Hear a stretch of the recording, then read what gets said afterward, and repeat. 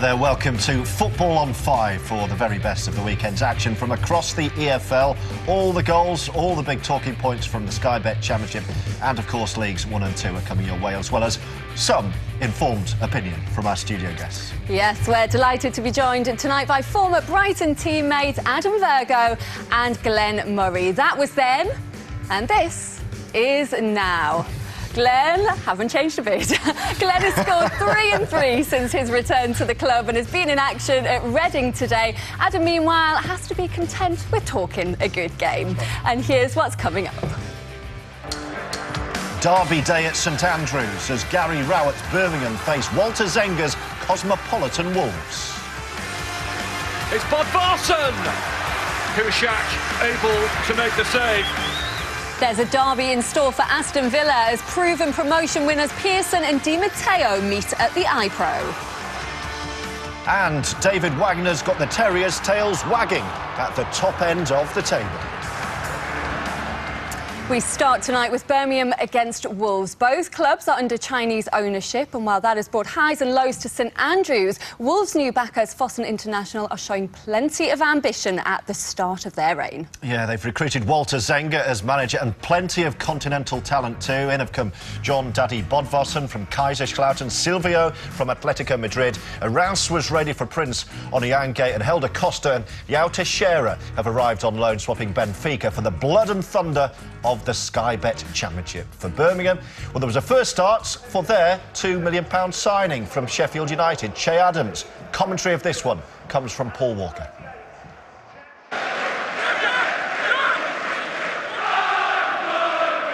Wolves haven't won any of their last 4 away league games. Obviously, that encompasses part of last campaign. This is Price. Doherty, right-footed but playing it left back. Will look to cut and field. This is Cody! And turned away by Kuszczak. He struck that very well.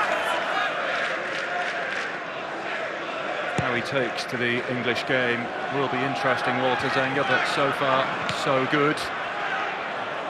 Magoma. Sheffield Wednesday and Burton man. Bent into Donaldson, laid off here for Adams, thought about shooting first time and perhaps should have done. Elected instead to take the extra touch to take him closer in on goal.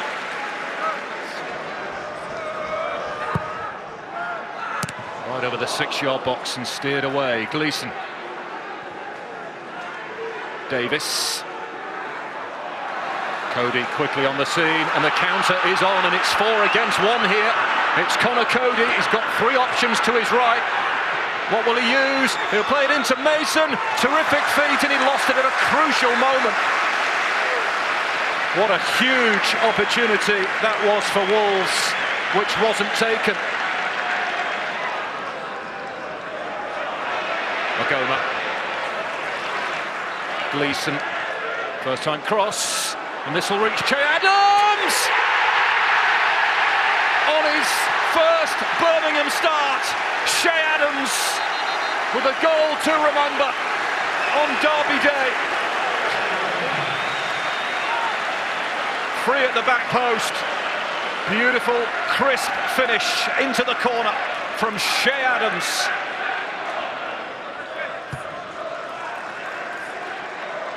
Was a miss by Shotton.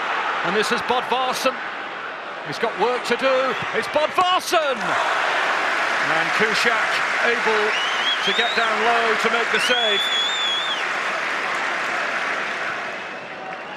Spector. Tossed high to Donaldson. Shields it away from Danny Bartz. Cottrell. Spector bends it in, it's Donaldson, it's a free header, it's looping! And Hakimi has to tip it over the top.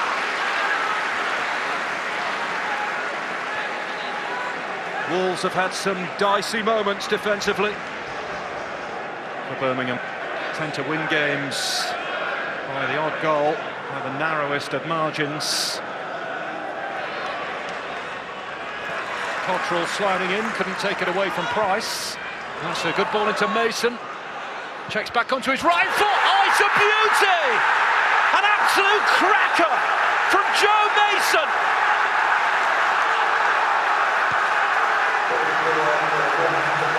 He goes and celebrates with the Wolves fans, who are delirious behind the goal. What a response right at the start of the second half. Birmingham 1, Wolves 1. Here's Cottrell. Possession given away cheaply. Wolves in full flow at the moment. And this is Doherty. Bodvarsson makes a run near post. Edwards is in there, driven a goal and took a deflection over the top. It was Wallace with the strike from the edge of the box. But it is one-way traffic at the start of the second half. Edwards, Cody, Mason. Cody's cross goes off grounds, Wolves corner. They've looked very good going forward at times, Wolves today.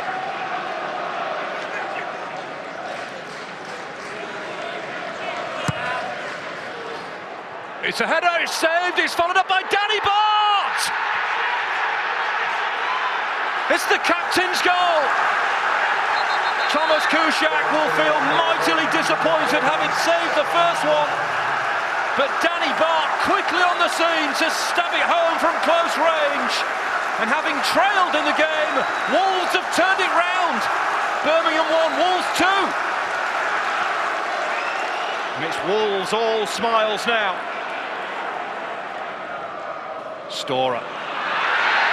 A wrestling match with Courtney Hawes. Oh, there was a head used there as well by Storer. That was silly.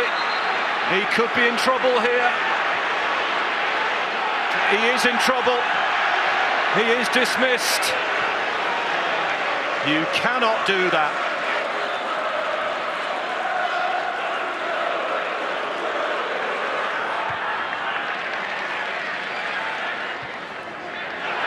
Now Wallace. Bodvarsson. Chance to finish it! He has finished it! It's the Iceman who's put the seal on it for Wolves! It is Wolves' day at St Andrews. And Wolves will continue their unbeaten start under Walter Zenga, as Birmingham are sent crashing to their first league defeat of the season. We have only in the start of our journey. This is one other brick to our wall, to build our wall. And I know that it's a long marathon, it's a long season. But with this spirit, with this effort that we do, probably we can say something in this season. But now it's too early. Even at 2-1, you know, you always feel there's a chance to get back into the game. It's disappointing. We don't want to be behind in a game against local rivals, but there's still a chance. And young Jack Storer comes on and he has to learn an awful big lesson, you know, that you just can't go charging around and doing what you want. You know, I know that some of the fans might think that's passion. Some of the fans might think that, you know, that's he cares, but you've got to care in a different way.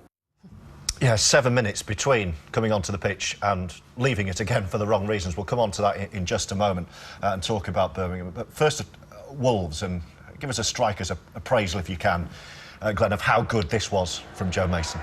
No, I think he's done really well. He's cut back in there and opened the goal up. And I think the key is the two defenders, the way they're closed down. He's used them as a bit of a shield, and the keeper's unsighted, and he's found that far side of the net brilliantly. And Kenny Jackett said he would benefit when he had a big man up front, and certainly that's what we're seeing at the moment. Walter Zenga, it was an eyebrow-raising appointment, Adam Virgo. Yeah. But they're playing good stuff and they're going well. He's got them working hard in training, and you can see that in their performances. He's come under, you know, a different way, because not many people knew really much about him. His managerial career before didn't really go to plan, didn't really have a good time at Sampdoria. But take like Carlos Carvajal at Sheffield Wednesday last season, unknown coming into the Championship. They've got money behind them as well, and the players that he's signing that not many of us would have heard of. So sometimes it takes a little bit longer for other teams to find them out. But he said there's still a long, long way to go, but it's been a good start for him. So Zenga pointing to enthusiasm for their great start. Gary Rowett bemoaning enthusiasm, or too much enthusiasm, for this incident which saw them reduced to 10 men. This was a kind of a a 1990 sending off, wasn't it? Well, you wouldn't have been sent off in 1990 for this, to be honest. But you have to. But in the modern day game, George, you cannot do that. And it's, you know, someone who watches football neutrally, it's not a lot in it. But when you start pushing your head towards someone else's face, listen, it's minor. But in today's game, it's a red card all day long. If there's a young player in your team does something like that, Glenn, are you having a word with him? Yeah, I think he's obviously let his teammates down today and himself, but I think he'll learn a very harsh lesson from that, and hopefully he'll learn from it. Absolutely. Well, a first championship defeat for Birmingham, and coming up next we'll find out how Glen and Brighton fared on their road trip to Reading. And we've also got 2 Yorkshire derbies for you, as Sheffield Wednesday face Leeds and Huddersfield hosted Barnsley.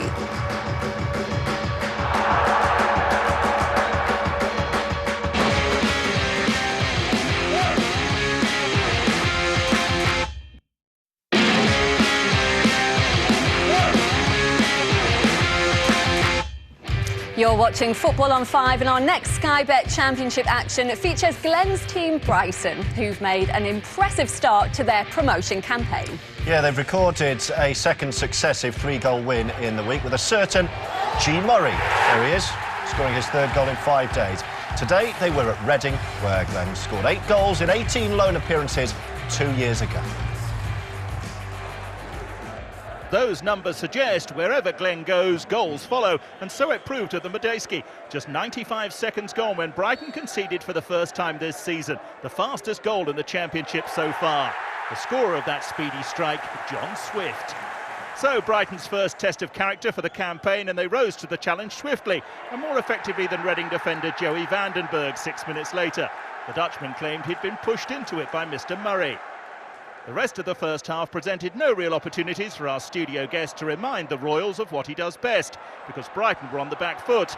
Jan Kermorgant was to have one of those days, denied here by Lewis Dunk. But if the home side started the first half with a flyer, after the break it was Brighton's turn. Sam Baldock picked out the game's standout performer, Anthony Knockaert, within 40 seconds of the restart. The prospect of a 3rd straight defeat motivated Kermorgant to greater heights again. This time he found a crossbar in the way. Reading hadn't lost a league game here to Brighton since 2003, and the equaliser was less surprising than the scorer. Gareth McCleary prompting a superb first-time finish from Paul McShane, his first league goal for the club. A performance that new manager Jaap Stam will surely feel is a major step forward was almost capped by a winner, but Kermorgant's last spectacular attempt couldn't beat David Stockdale. And a promising afternoon had a low-key finish when Vandenberg tugged at Tom Mohamed and picked up a 2nd yellow card from referee Mike Jones. Neither manager walked away completely happy. We deserve more if you look at the game. We didn't get it again, but still, and every time when you concede a goal and you're behind, you need to work for it. And you can say that's, you know, you work hard for it to get a point eventually, but I think we should have had more. Disappointed that we weren't able to hold on to that goal, but I think overall it was probably a fair result. Glenn, how tough was that game to play in today? Because you got off to the worst possible start. You had to get changed in the dark and then conceded so early. Yeah, no, to be fair, both teams had to get changed in the dark, unfortunately, due to a power cut. But no, we got off to a terrible start. We managed to claw our way back into the game. But yeah, we struggled to come to terms with Reading's, the way Reading play a little bit today. They play differently under new manager. So yeah, they were a bit of an unknown quantity for us. But we're a little bit disappointed not to come away with all 3 points after taking the lead. You were pretty down when you arrived here a couple of hours ago, weren't you? Yeah, obviously it's not like a nice drawing and dropping points, especially when we're up there, and we want to remain up there. Are they the best points, though, when you're not playing your best and you still come away from somewhere like that? Definitely. It's so valuable to come away with the point when we maybe haven't played to our potential. A goal and another brilliant performance from Anthony Knockaert. You're training with him, playing alongside him. How good is he, and how important is it that Brighton keep hold of him? Yeah, I mean, I think at the minute he's shown week in, week out how good he is. He's scoring goals, and not only that, he helps the team by carrying the ball and taking a little bit of pressure off us, and then he also delivers a great cross. How much are you enjoying being back and playing regularly? Yeah, no, it's fantastic. Obviously last year it was a bit frustrating for me personally, even though we did well, stayed in the Premier League. But to get out and play football, that's what I want to do, and I want to try my best to score as many goals as possible.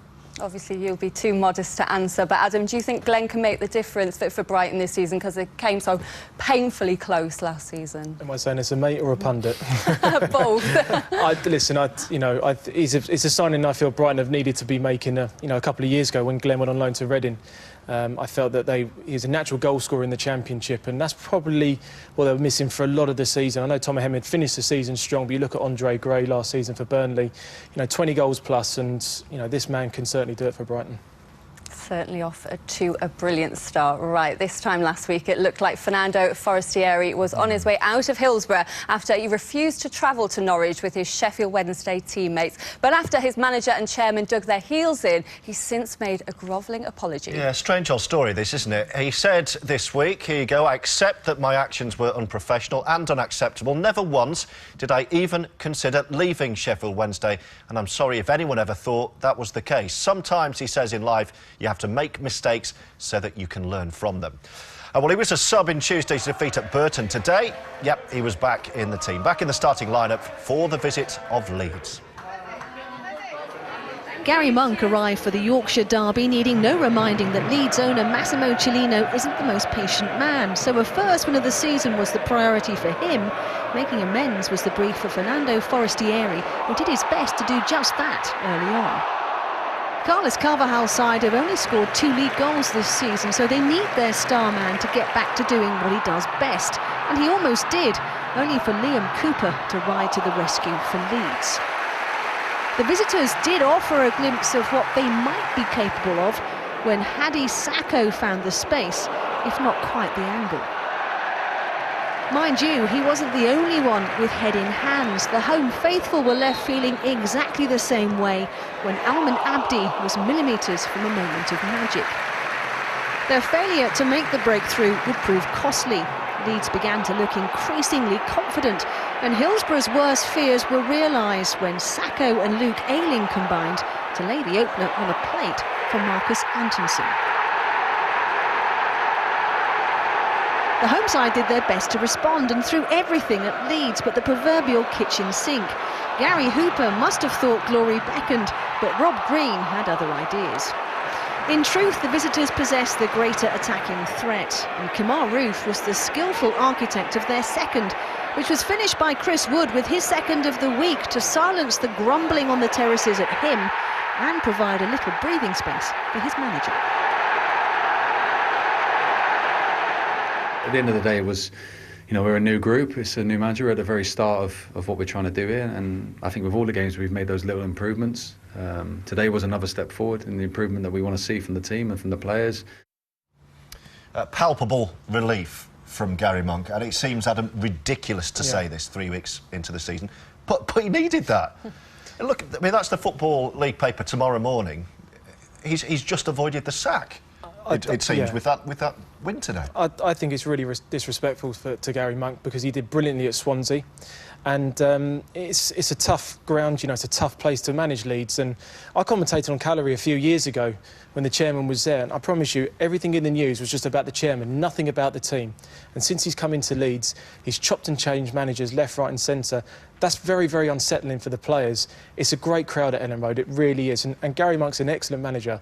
I'm surprised he took the job, purely because of the chairman. But really. He knew he was getting himself into this when he exactly. But as I say, it's a massive job to take on, and it doesn't help when the chairman is putting pressure on you like this early on.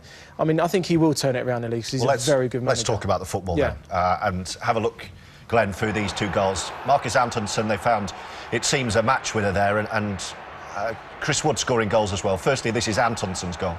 Yeah, I mean, I think it's all about the ball. He's found his bit of space at the back post, and it's a pretty easy finish, but Woodsy, I played with him down at Brighton, and I think that's a great run to the front post, and he just need to get something on it, and ends up in the back of the net. He gets a little bit of stick from Leeds fans, but he's scoring goals at the moment. Yeah, I mean, he's a big boy, and on his day he's unplayable. I was a big fan of playing with him, to be honest, and I think he can do really well there. Right, 3 more matches on the way. We're going to start with another Yorkshire derby, this time West versus South. Yeah, Barnsley made the 18-mile trip to Huddersfield on the back of a second successive win. Conor Hourihane scoring the pick of their goals in Wednesday's victory over QPR.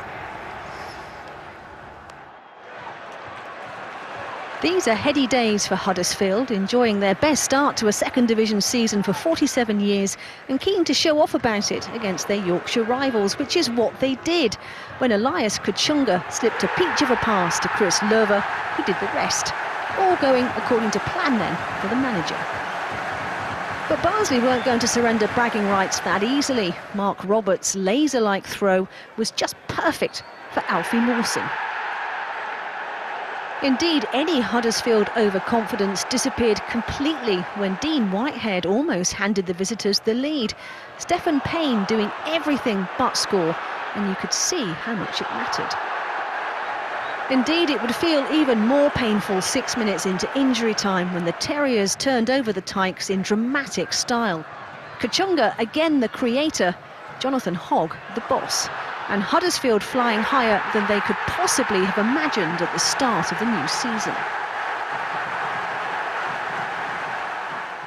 We in Germany, we say only the worker has luck, and the boys today deserve totally the luck they need for the 3 points, because they worked on this week unbelievably hard, and this is why I think they deserve this result. Preston boss Simon Grayson urged his side not to panic, having lost their first 3 league games for the first time since 1989. But the only sign of nerves came from Queen's Park Rangers at Loftus Road, as keeper Alex Smithies' poor punch fell straight to Paul Gallagher, and Jermaine Beckford's chin gave Preston the lead. Beckford seemed to thrive despite the absence of strike partner Joe Garner, who was finally in Glasgow signing for Rangers. And it was he and Callum Robinson who combined to force QPR skipper Nedum Anua to put one past Smithies. A moment typical of a hugely frustrating afternoon for the home side. Preston were pressing high up the pitch and the Rangers' mistakes kept on coming. Daniel Johnson came within a whisker of giving the scoreline a more flattering sheen. Yes, Daniel, it was that close. Smithies' afternoon wasn't getting any better as his poor clearance was cut out by John Welsh, and Gallagher's invention didn't quite get the end result it deserved. Barnsley put the skids on QPR's promising start to the season in midweek, and the best Rangers could muster here was a late effort from Connor Washington, kept out by Anders Lindegaard. It could be a long, long season if tiredness is to blame, just 4 games in.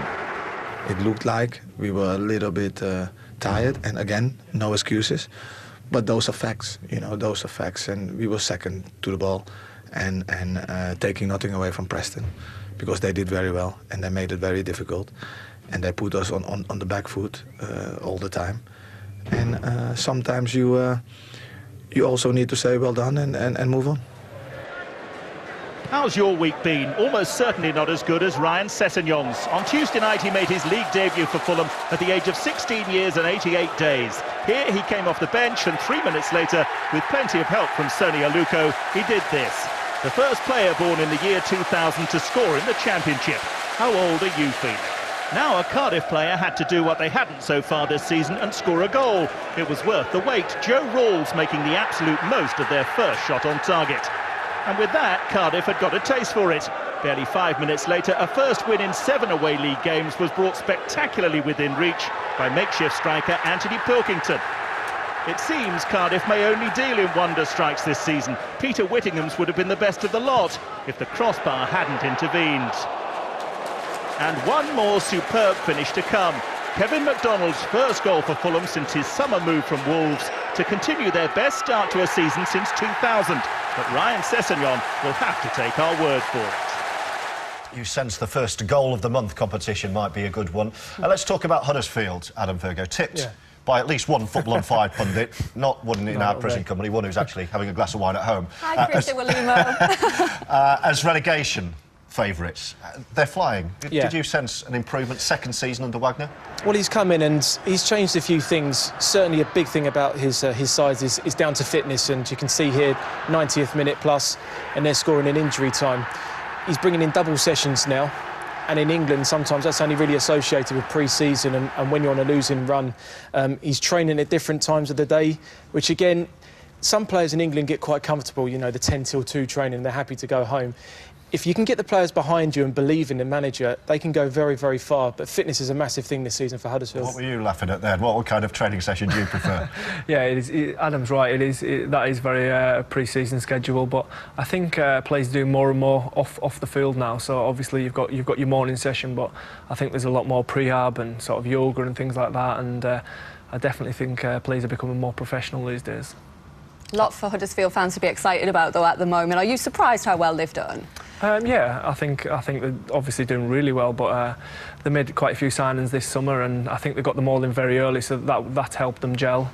And I think the goal at the end just showed he had his composure still at the end of the game, 90 minutes to a tidy little turn and just place it in the corner. Yeah, fabulous finish, wasn't it? Stay with us for more Sky Bet Championship action on the way, featuring Derby at home to Aston Villa. Both sides have made stuttering starts, you'd say, but who's more likely to end up in the promotion frame?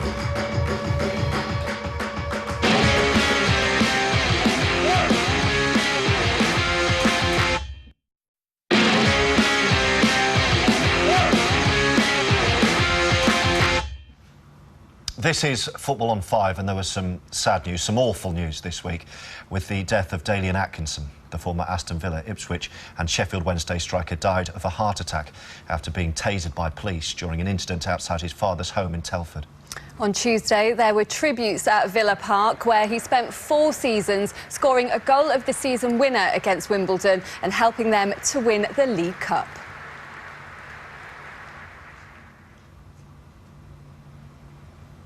Today, Aston Villa made the trip to Derby. Commentary of this one from Don Goodman and Daniel Mann.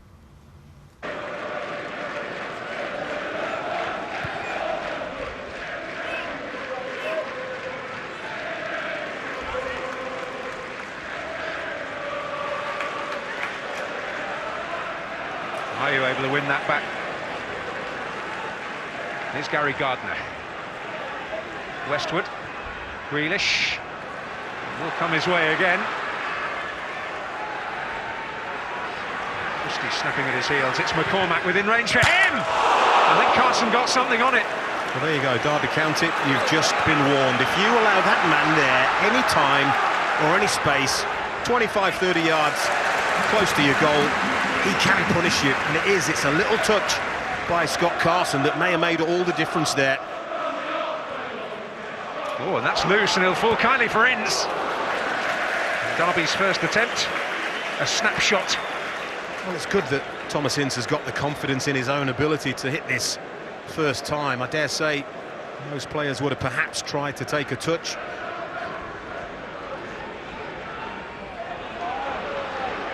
Gardner setting his sights! Oh, my goodness! This nearly snaps the post in half. It is just such a thunderous strike. More power than the McCormack effort. He's definitely got much thought to contemplate, hasn't he?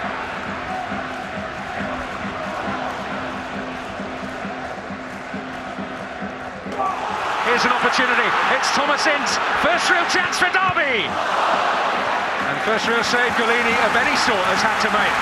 Yeah. Makes a good effort. Gets the power. Not quite in the corner. Decent stop. It's Ince to deliver the corner. And Keown steam in. Well, it was Ashley Westwood who hooked it away. But already in 3.5 minutes, Derby have looked more dangerous in this second half than they did in the whole of the first. Absolutely, and look at Richard Keown. He is one of the best central defenders at attacking corners and free kicks from his team. The shame for him is that none of his teammates were following that in. They may have had a tap-in. Here's McCormack, who's always got the quality required. Finds Ayew, who'll let rip. It's a counter-attack, and that's really what they're going to be restricted to, or have been certainly in this second half. McCormack, Bakuna is the target here. Kozak pointing the way in the middle. Bakuna looking to find a way to goal, but Baird's in the way.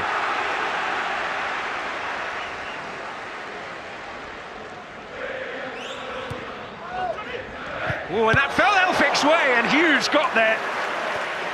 Oh, definitely the biggest scare for Derby so far tonight. Will Hughes, what a save that is from the young midfielder on the line. Villa think, here we go. And he's having none of it.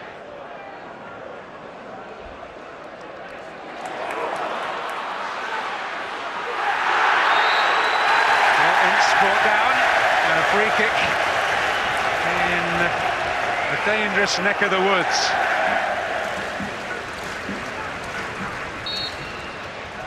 Lynsey will take it. And it whistled not far away at all.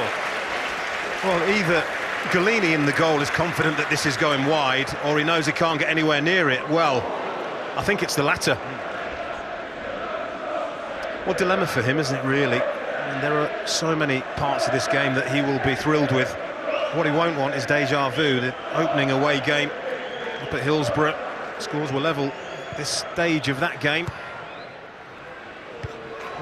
Ken Kozak's way, and a few of the Villa supporters thought their luck was in. Well, they're a long way away and they saw the net bristle, and I wonder, can he do better?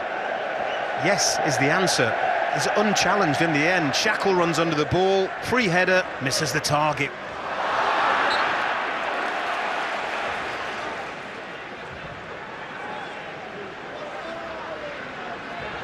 Johnny Russell over the free kickers, they wait. Well, Keogh's had the shirt taken off his back there. Sissoko. Dangerous game, and the assistant is looking at that. Here's Hughes, and there's Bent who's offside. I mean, how can the assistant referee not see that? The referee's got to look through a lot of bodies, but I mean, that is a dangerous game, and he's a lucky boy to get away with that.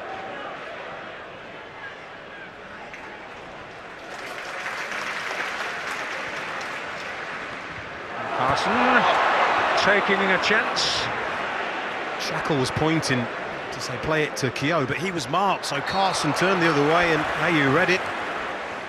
I think what's important is that we recognise the positive aspects of our start as well, and you look at the table, it's very, very tight still, so, and we've had a few clean sheets, and people don't really want to hear that and talk about that, but it's very, very important to get the foundations right. We've been unlucky not to be on 8 points now, just for a little bit of the rub of the green, but we're working hard, we're getting there. It's a work in progress, a lot of new players, new staff, new owners, so it's a new era for the club, and it's going to take a little bit of time to gel, but we're getting there. So another goalless draw at home for Derby, but they have made their first signing this evening. James Wilson has signed on a season-long loan from Manchester United. Is he exactly the sort of player that they need, Glenn? Yeah, definitely. I think he's a slightly different option, isn't he? But I think they've got goals all over the pitch, and it's been a little bit of a slow start for them, but I'm sure goals will reign there. 5 goals at Brighton last season. Adam, did he disappoint a bit? I think he found the Championship quite a difficult level to step up to when you're at Manchester United and you're playing in these 21s and under 23 games. I think it's a little bit false, but I think what he does do well is that he'll stretch play and get in behind. He's a different striker to what Bent and Martin are, and I know they've got a good squad there, and it's just going to take time. And Nigel Pearson says it's a work in progress, and look, they're going to be there or thereabouts come the end of the season. What did you make of that penalty incident, Glenn? Sissoko almost ripping the shirt off Keogh. Should Derby have had a pen here? Yeah, I mean, I think if the assistant sees it or the referee sees it, yeah, but you always run a huge risk when you get that much of a chunk of shirt. I mean, we're supposed to be seeing a crackdown on this, aren't we? We've seen a couple given this season already. Yeah, I mean, yeah. Personally, I think it's a penalty because the ball's going close to him, and I mean, I don't think there's much. Appealing, though. No one's asking for it. I don't think there's much need for him to have that much of his shirt, to be honest. It's a blatant penalty. you can't do that. You can't just pull someone's shirt. He's a few yards away from him, and the referee missed one there. Well, that result leaves both sides with 5 points. Stay with us, though. We've got more action from the Sky Bet Championship for you. We'll be at the City Ground, the home of the 7-goal thriller, where Oliver Burke underlined why Premier League clubs are keeping a very close eye on him.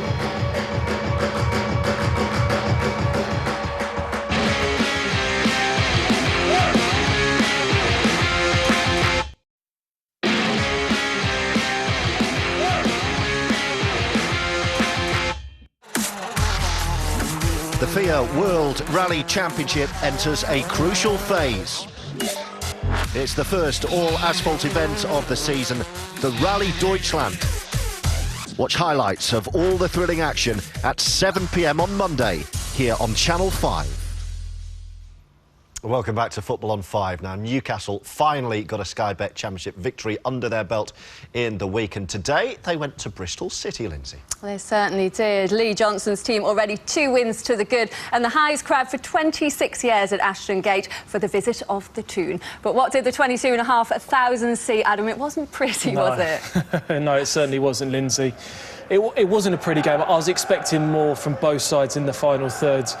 But Newcastle did start quite brightly. Diarmi and Gale linked up brilliantly. It was a half chance, but when you see the goal in a minute, it shows the quality that they do have on the counter-attack, and this is where I feel a Rafa Benitez team away from home are really going to come into form. You maybe question the defending.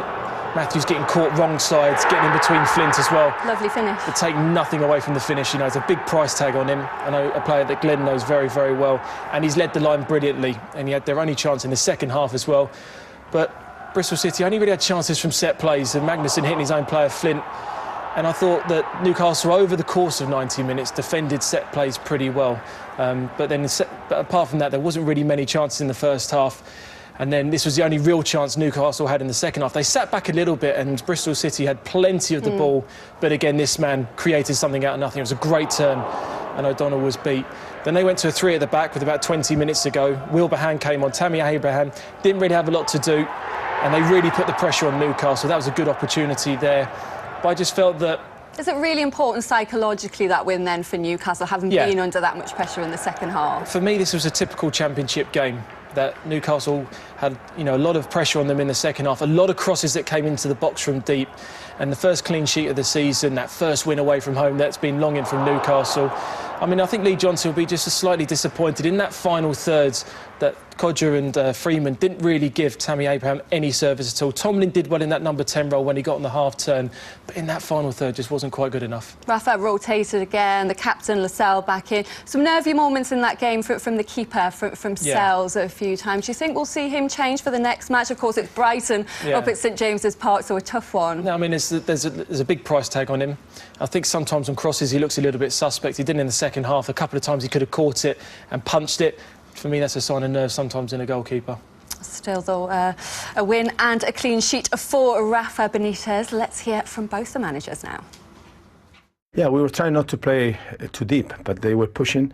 But the main thing for me was just the understanding, as I say, in the counter-attack. So just better movements, and then we could get more chances. But in the end, we won, and I think that the fans are pleased with that. I was a bit frustrated with our end product on the day. I think we probably had 100 entries into their final third, but then maybe only 10 to 12 entries in the box, and that was a bit that was slightly frustrating. But I was also very pleased of how we dominated, really, a really good side. Glenn, your boys, Brighton, go to Newcastle next weekend. Tell me about Dwight Gale. You'll know him well from Crystal Palace. Already at Newcastle, he's 4 goals and more than he scored last year. He looks like he's into his stride already. Yeah, I mean, looking at the highlights there, he looks razor sharp, and yeah, I mean, Dwight's a goal scorer. Simple. That's all I've got to say about him. Really, he's. How good is he?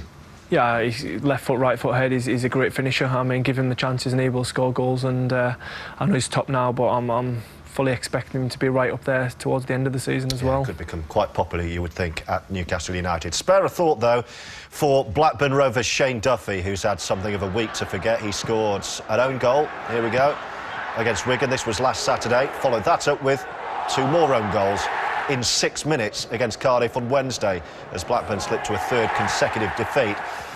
Oh, it got worse as well. He was then sent off. Here we go. This was in stoppage time. What for?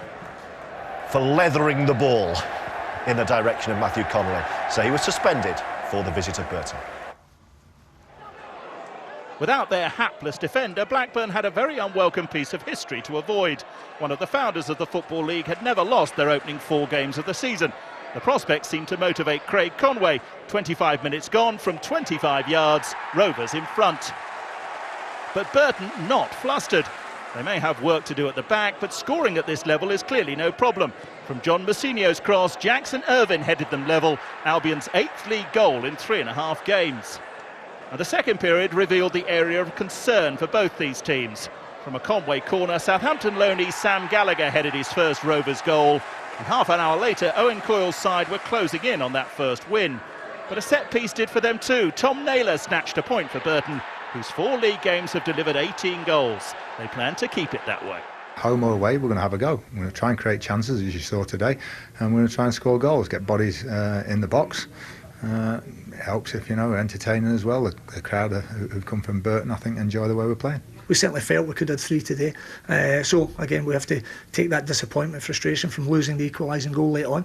But, again, there was positives from it and look to kick on from there.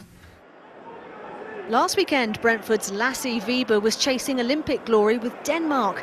Fast forward 7 days and it was another case of almost, but not quite.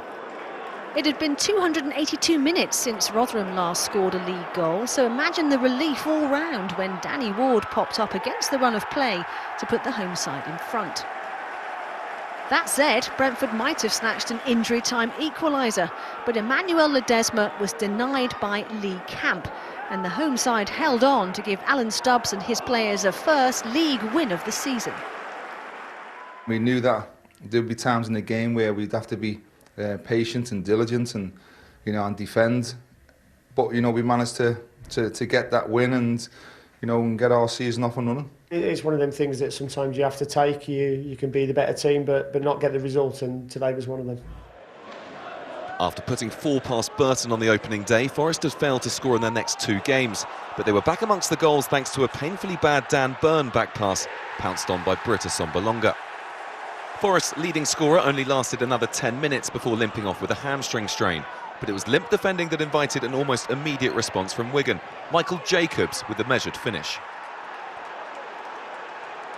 Oliver Burke's been impressing a lot of people at the City Ground, and it was a typically muscular run from the 19-year-old Scot that allowed him to tee up Matty Cash. The post kept out his curling effort, and Paitim Kasami couldn't quite score on the rebound. Quick thinking from Chris Cohen then gave Burt the opportunity to further display his many talents. How about that for a piece of control on the run? And Forest's exciting young winger got a big hug for his efforts. Forest were on top by the time Cohen was clumsily bundled over by Craig Morgan. Asombalonga's replacement, Apostolos Velios, thought he'd found the bottom corner, but Adam Bogdan saved at full stretch. By this stage, strong winds swirled around the City Ground, and there were errors aplenty from both sides in a frenetic last half hour. The Forest defence stood and watched as Luke Garbutt's ball dropped onto Will Griggs' forehead, 2-2. Cash was then right on the money with a perfectly weighted ball for Burke to score his second of the afternoon, and comparisons with Gareth Bale were no longer looking that far-fetched. Wigan, though, weren't finished yet. Michael Mancien, this time the man to blame for Forest, flicking on to gift Grigg another simple goal. But just as Wigan's travelling fans belted out that now familiar song toasting Grigg's 3rd league goal of the season, Hildeberto Pereira waltzed into the penalty area, and Thomas Lamb provided the decisive finish to an absolute cracker at the City Ground. Very nice to see a lot of goals, but for the coach, no. I'm very angry about that because we made big mistakes, 2 big mistakes, and we gave a chance to the opponent to come back. I think we're a very good team, and I'm sure Nottingham Forest will agree with that today, but we're not in this to look good, we're in this to win games, and ultimately so far we haven't been good enough at winning games of football. Yeah, 23 and 25 at Wigan for Will Grigg. Forest, Adam, love a 4-3 win, don't they, this season? I know. And this guy, Oliver Burke, 19 years old, 9 championship starts, 5 goals. And what goals? I mean, and this is what's so good about the youngster, 19 years old, and he's finishing like an established centre forward. Great runs from midfield, and they're going to do very, very well to keep hold of him towards this end of this transfer window because he's been absolutely outstanding from the start of the season. Yeah, he's been linked with a move to Crystal Palace. I think some big clubs in the Premier League as well. Liverpool apparently looking at him I've been watching well. him. Yeah, let's have a look at the table. Here we are. Huddersfield have moved to the very top of the pile. 2 points clear of Brighton, Wolves and Fulham. Norwich, they didn't play today. They played Ipswich on Sunday. QPR, Newcastle, Brentford, Barnsley, Bristol City and Forest. They are all on 6. And at the other end of the table, Blackburn stay rock bottom, but they have got their first point of the season. Preston and Rotherham complete the bottom 3. Stay with us for Goal Rush, though, from Sky Bet Leagues 1 and 2, including some more stunning goals like this one from Bradford's Mark Marshall.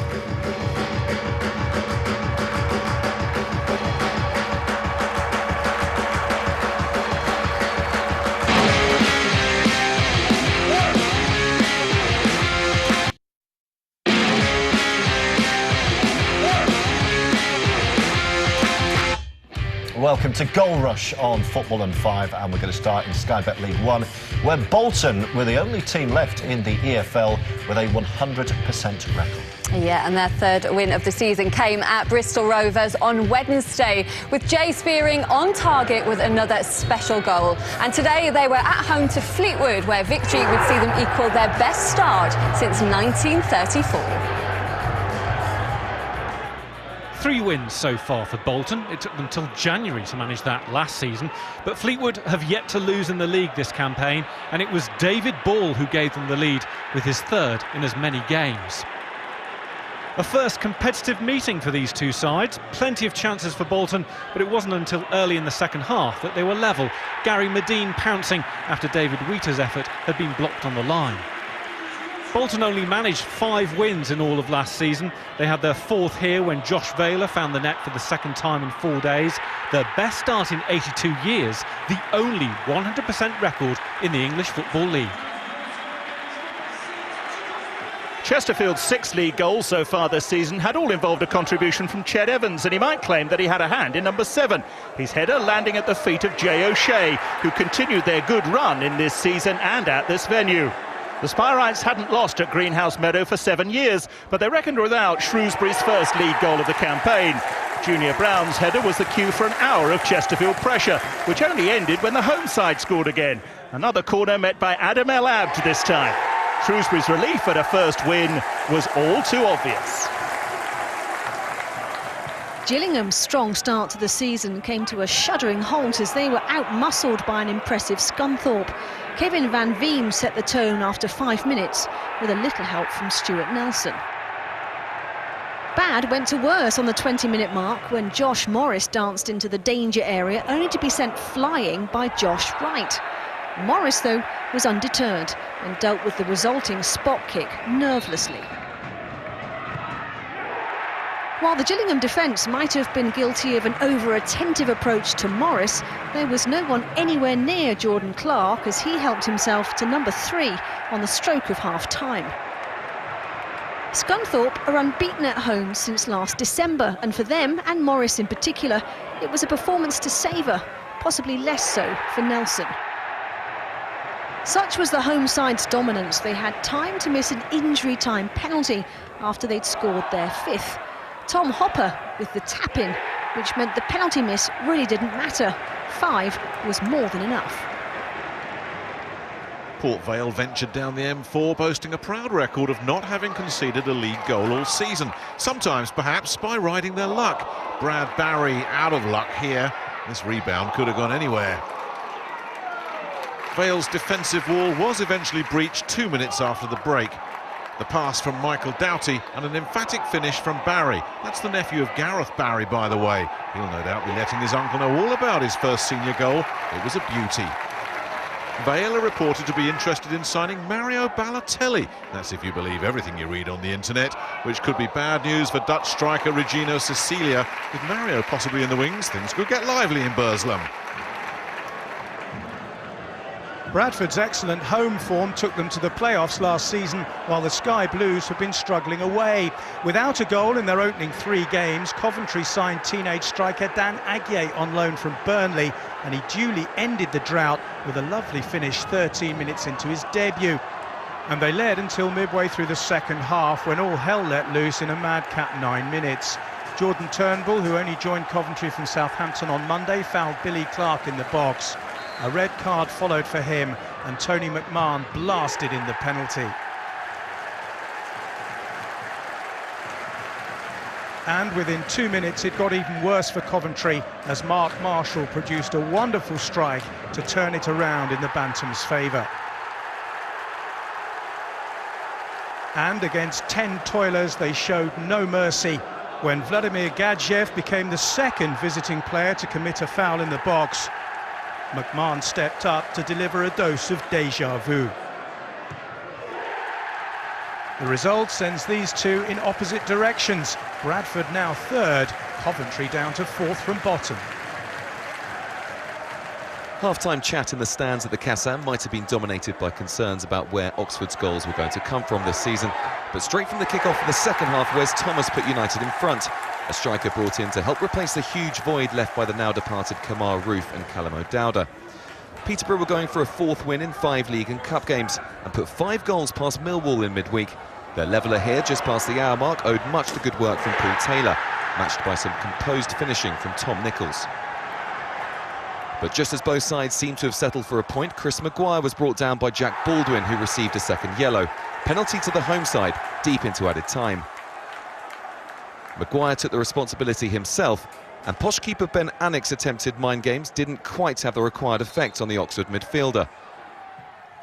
2-1 the final score, and didn't Maguire enjoy it?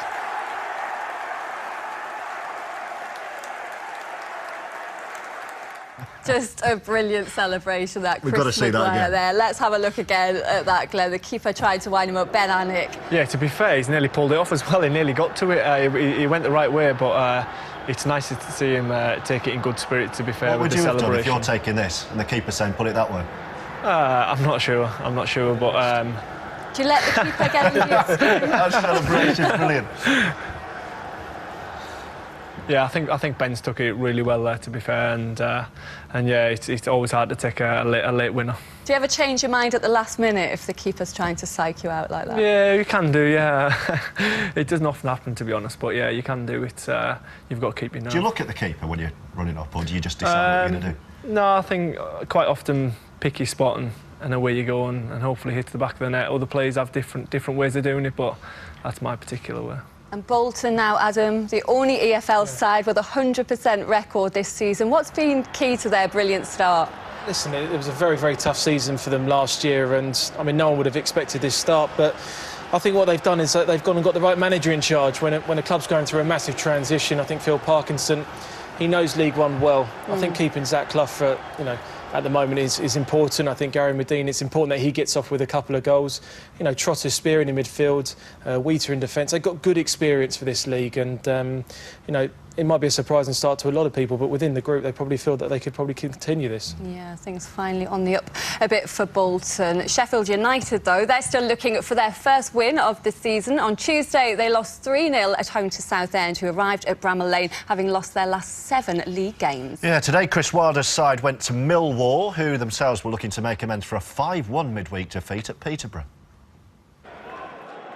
2 teams beaten in midweek were looking for a reaction, and it was Millwall who struck first. The Lions boast an impressive home record with 7 straight league wins. Sean Williams set them on the road to win number 8 when the Blades failed to clear a corner.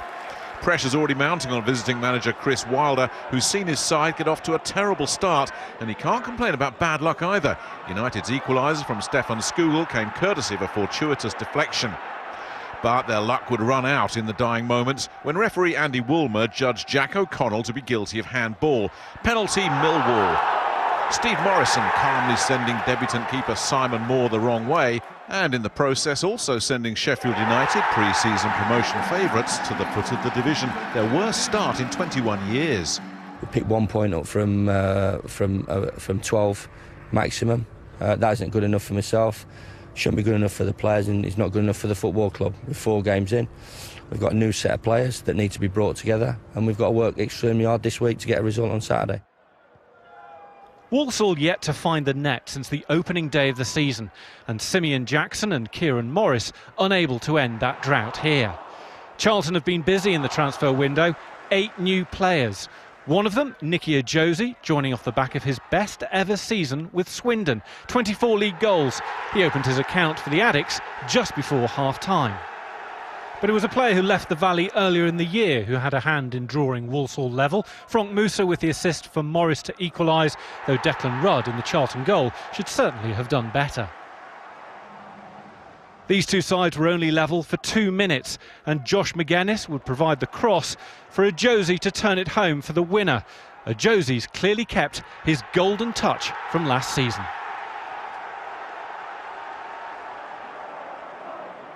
Oldham came into this Lancastrian derby without a goal in 5 games, but they avoided equalling an unwanted club record with a little help from Bury defender Leon Barnett, who deflected a Paul Green cross into his own net just 10 minutes into his debut.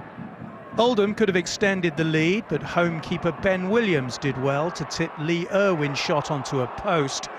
With neither Ryan Flynn nor Mark Clock able to convert the rebound. And with time running out, Bury almost snatched a point. Nicky Clark will be disappointed not to have directed Danny Mayer's cross into the net.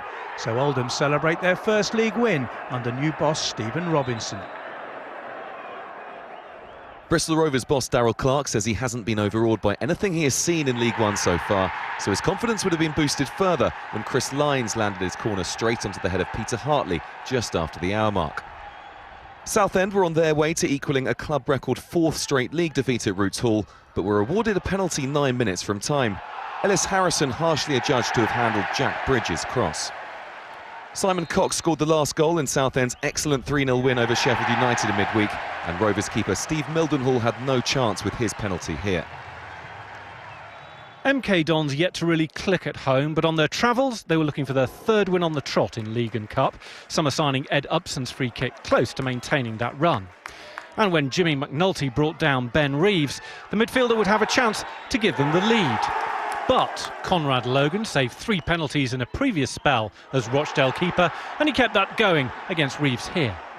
Rochdale had only taken 1 point from their first 3 league games. Donald McDermott's shot via Ian Henderson's close-range header couldn't beat David Martin. Logan may be hard to beat from 12 yards, but he could do little from this free kick. 5 minutes into injury time, Scott Wootton heading home to keep Don's decent away run going. 2 teams still without a league win, although at least in Northampton's case it's been draws all the way. This latest one extending their club record unbeaten run to 28 matches. Their best chance came from Swansea loanee Kenji Hore, Wimbledon goalie Ryan Clark with an impressive stop. As for the Dons, this goalless draw represents a first point of the campaign, and it was so nearly all 3. Paul Robinson somehow denied by a combination of keeper, defender and crossbar. So here we go. Bolton stay top of the table, and they are still the only team in the EFL with that 100% record. Scunthorpe and Bradford are 2 points further back. All the sides, actually, from Chesterfield in 4th down to Gillingham in 10th, have 7 points so far. And at the bottom of the table, it's pre-season promotion favourite Sheffield United propping up the rest of the league on goal difference. AFC, Wimbledon, Rochdale and Coventry occupying the rest of the bottom 4. After his heroics with Northampton, down to earth with an absolute thump for Chris Wilder at Sheffield United. Yeah, it's been a tough start for Chris, and they'll always start as favourites just because of the size of the club. But 3rd season in a row they've been. Yeah, I mean they finished 11th last year. You know, that's not good enough for Sheffield United. Only scored 2 so far, and they're not scoring when they're on top enough. I know they've signed in Leon Clark, who got a few goals for Bury last year. They've still got Billy Sharps, he's still got that quality. Lost Che Adams as well, as we know, to Birmingham.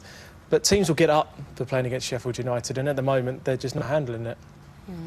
Do you suffer as a player when you know your favourites and then you know you have an awful start?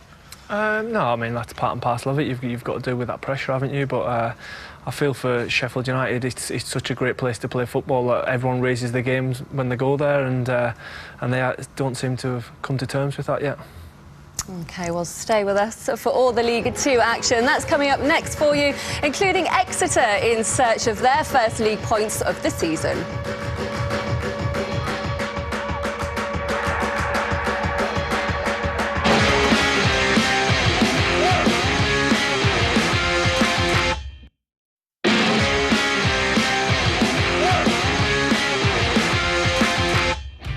This is Goal Rush on Football on 5, and in Sky Bet League 2, Luton have been setting the early pace. Yeah, they've been going really well, and on this day of derbies they made the 15-mile trip to Stevenage, who were still looking for their first league win of the season. Not much between these two geographically, but practically a whole division separated them at kick-off. Lady Luck was wearing a Luton shirt as a Dean Wells deflection helped Cameron McGeehan to his 4th of the season. Although Stevenage started the day in the relegation zone, they battled back on level terms, thanks to the work of Matt Godden and the finishing of Connor Hunt on loan from Wolves, and already on the mark. The match then turned into a post and bar hitting contest. Stephen O'Donnell started it, with McGeehan not far away from the rebound either. Stevenage weren't to be outdone though, and they went one better when Ben Kennedy somehow managed to hit the bar and the post and still not find the back of the net. With the game a minute into injury time, Fraser Franks tried his luck and still the Luton goal, or more specifically crossbar, held firm. The league leaders tried again through Ollie Lee, but again close, still wasn't close enough. That gave the home side one last chance to counter-attack, and they made it count. Godden the hero for Stevenage, and 6 minutes into injury time victories have rarely felt this good. Portsmouth hadn't won in the league, Colchester hadn't lost, and for a while it looked like another afternoon of frustration on the south coast. Curtis Main in his first league start since signing from Doncaster, spurning not one but two chances. The deadlock was broken 11 minutes from time. A clumsy challenge on Gary Roberts from substitute Dre Wright produced a penalty. Roberts himself stepped up to take it and got away with one straight down the middle. Luckily for him, keeper Sam Walker had fully committed himself. But there was nothing lucky about the clincher. Connor Chaplin with the vision to release Roberts, and the former Huddersfield midfielder reacting quickest to chip the ball past Walker. A slow burner of a season so far for Portsmouth, but they're up and running now. Plymouth were still looking for a first home win this season. Fortunately, they were up against the side with the worst record in the league at Home Park. And you can see why when Graham Curry's free kick was able to sail all the way in. 5 minutes later, Curry had scored twice in one league game for the first time in his career. And it was a fine solo effort. Mansfield's fans, on their longest away trip of the season, know their 38-year wait for a win at Home Park continues. It was an outstanding performance, throughout. First and second half, two different games. The first half was about passing the ball, and the second half was about the physical challenge, and we were up to both of them. Both teams unbeaten going into this one after promising starts. Crawley fans were soon groaning though. John Akinde couldn't buy a goal when he was wearing their colours, but he's been unstoppable at Barnet, and he opened the scoring with characteristic power. Crawley's equaliser came from a less likely source. After James Collins hit the bar, defender Joe McNerney scored his first for the club. Crawley now second, Barnet fourth. In search of a first win since opening day, Yeovil started brightly, with Alex Lawless trying his luck from distance, presumably checking whether Morecambe keeper Barry Roach was concentrating. Unlike their opponents, the Shrimps lost on opening day, but have been unstoppable since, with 3 straight wins in all competitions. Kevin Ellison coming close to giving them the lead here, denied by the woodwork on that occasion, but he'd have his say later. Meanwhile, at the other end, the same fate befalling Yeovil's Matty Dolan. Frustration for him, although the alert Roach might have got his fingertips to it too. The only goal came 10 minutes into the second half. Jack Dunn involved in the build-up, and Ellison with a confident finish. 3 weeks ago, Morecambe were the bookies' pre-season picks for relegation. What do they know? These relegation candidates are currently top of the table. Unbeaten Hartlepool were in free-scoring form after putting 3 past Crewe in midweek, and there was plenty of swagger about Luis Alessandra's wing play here as he set up fellow summer signing Toto Nsiala for a first Hartlepool goal. It looked like Notts County would have to wait a bit longer for a first league win when Trevor Carson diverted John Stead's shot onto the crossbar. But the upright would come in handy at the other end when Matthew Bates was denied. Adam Campbell then found Stead early in the second half, who continued his personal battle with the frame of the goal.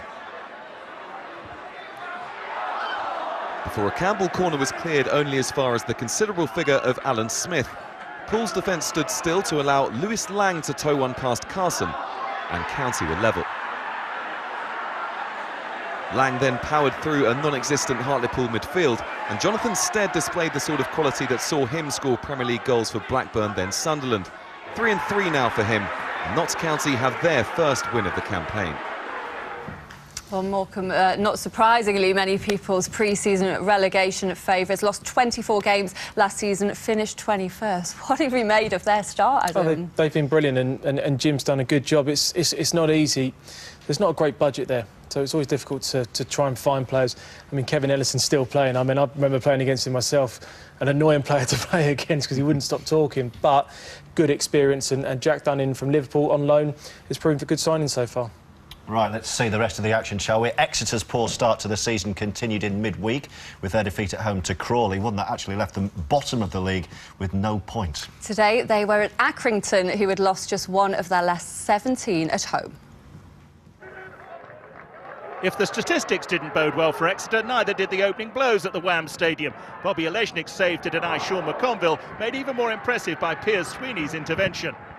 With that, the one-way pattern of the game was set. From Aaron Davis's cross, Seamus Keneally skimmed the crossbar. And a first half that hadn't exactly ebbed and flowed almost ended with Stanley in front. From Jordan Clark's cross, Davis denied a goal against his former club by a well-placed Craig Woodman. So a half to remind Accrington exactly why they missed out on promotion last season on goal difference, followed by the sucker punch. Ryan Harley firing Exeter into unexpected territory. They didn't have long to get used to being in front though. Some fragile defending and Keneally's shot helped Davis to get that goal in the end. Now Exeter had 20 minutes to hang on to their first point of the season. Instead, 2 minutes later, the Grecians grabbed all three. Connor Riley-Lowe and Robbie Simpson helping Jake Taylor tear up the early season form book. After two successive relegations, Blackpool aren't drawing the crowds, although those who opted to sample the town's other attractions didn't miss much. The Tangerines saw a curling effort by Andy Taylor go wide. Wickham, who'd only won one of their last 11 league outings, responded. Michael Harriman will count himself very unlucky not to have won it with this effort. And even the unleashing of the beast couldn't lift this one out of its mediocrity. Adiakin Fenwa off target for the visitors. These two sides finished within a point of each other last season, but Cambridge were looking for their first league win of this campaign. They took the lead through a Leon Legg header early on.